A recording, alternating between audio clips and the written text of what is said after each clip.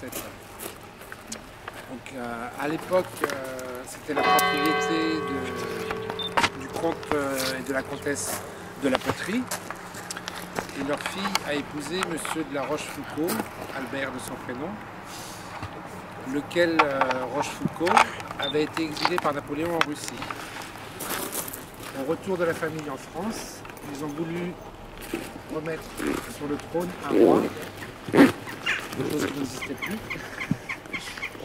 Et pour montrer qu'ils avaient les pouvoirs d'arriver à leur fin, ils ont décidé de construire un nouveau château.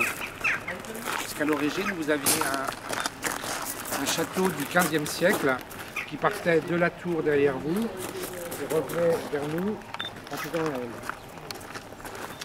Et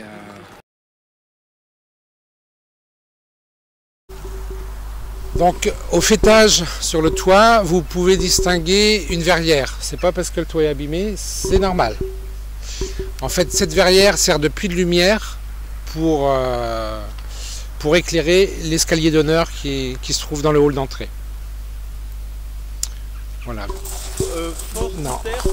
C'est la force, c'est quoi? C'est pour Dieu et courageux pour la gloire de Dieu. pour la gloire de Dieu.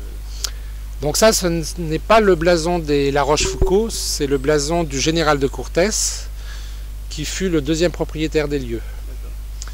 Puisque Madame La Rochefoucauld est décédée en 1904.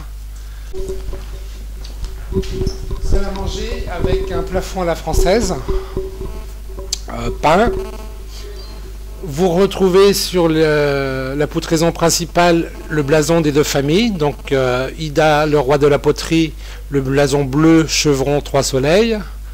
Et Henri de la Rochefoucauld, le plafond bleu et or avec les 3 chevrons rouges. Ici, tout le mobilier est d'origine.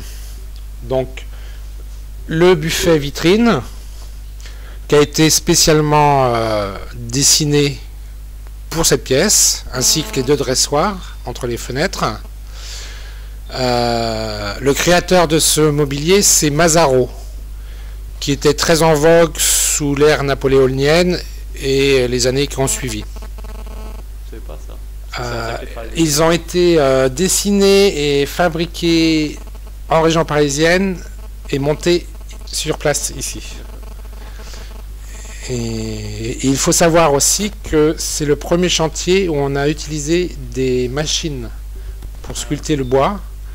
C'est pour ça qu'en fait on a une telle régularité dans les décors, hein, notamment sur la frise au-dessus des lambris, où si vous approchez, vous pouvez voir des petits serpents, des rats, des escargots, des petits oiseaux, hein, les escargots, les pommes de pin. La bibliothèque, Madame La Rochefoucauld était une très très grande lectrice. Donc par rapport aux premières pièces qu'on a vues, vous pouvez tout de suite remarquer que le plafond est beaucoup plus bas.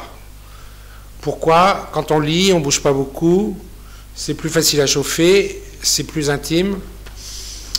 Donc là sur le plafond, c'est typiquement gothique aussi, avec ce qu'on appelle les croisées d'ogives. En fait, c'est tous les arcs qui soutiennent la voûte qui s'entrecroisent.